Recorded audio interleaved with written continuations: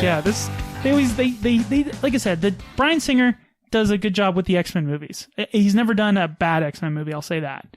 Whereas X3 and the Wolverines are the most recent Wolverine was okay. Yeah, it was good. But let's actually get into. Was that the Samurai one? Hold on, we'll get into. Okay, so we're done with spoiler territory. I want to talk about where this fits in and kind of your guys' opinion or just general opinions about the X-Men movies because there are 8 of them.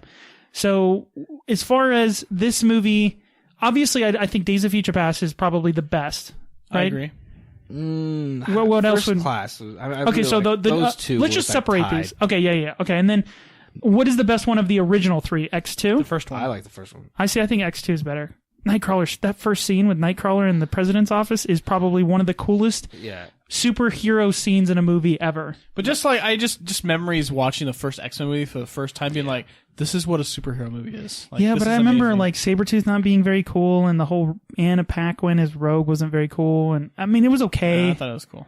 But, Ian McKellen. Darth Maul as Toad?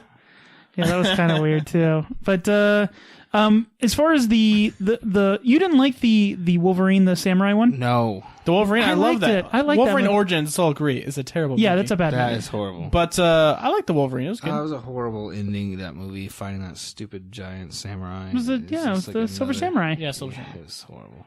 Tries power through his bones. The best part about that, though, was the scene when he has to do the operation on himself. Oh, that was like the most brutal scene. And the same thing happened here where it was like, these X-Men movies, they don't mind showing you like spliced open. Yeah. Well, at the very beginning, they're like cutting open Oscar Isaac. Sarah's like, oh. Yeah, that's what I was like, dude, come on. Like, 5 minutes in, we're already By the way, we're still talking about spoilers. Yeah, it's fine. That's fine.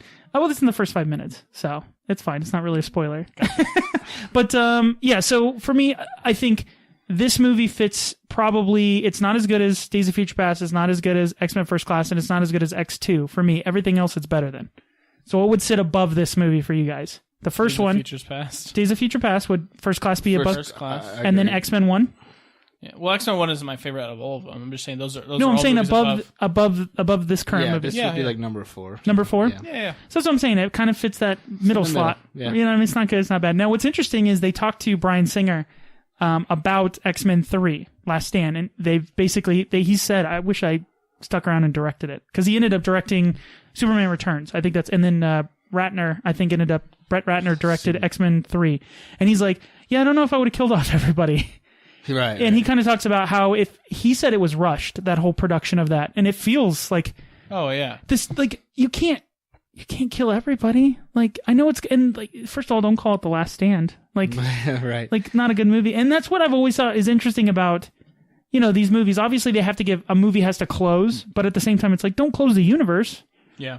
And they were joking, I guess, no hope. You have no hope that it's going to be any good. Right. And that's you're guaranteeing a reboot, which is what happens. So. Which is fun. Yeah, and so they talked to him, and he's like, it was kind of interesting doing Days of Future Past, because I was like, not just making the movie, but I'm literally like living Days of Future Past, because like, I have to call in the actors to do the scenes that, as their old characters, and like... That must be cool for him. It's like, I'm writing that movie out.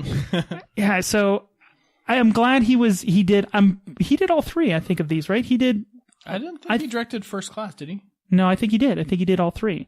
Because it feels similar, all of these movies. I mean, as far as the Michael Fassbender as Magneto is fantastic. Oh, he's great. Yeah. I'm hoping James McAvoy as Professor X. It can't beat Patrick Stewart, but that's the problem. You're up against like the Professor X. Like he's born for that role. Like when they said they were making exactly like when they were like, we're making an X-Men movie. I was like, oh, do you want to just is he already here, or we probably don't even need to call him. He probably just heard, right? Vaughn directed First Class. Okay. But again, I think these movies do a better job of exploring the X-Men universe than even those original movies, personally. Yeah, I think it does too. And I think obviously the CGI is caught up so that you get to see those superpowers in really cool and unique ways. So now that we got through the movies, I wanted to talk about the games.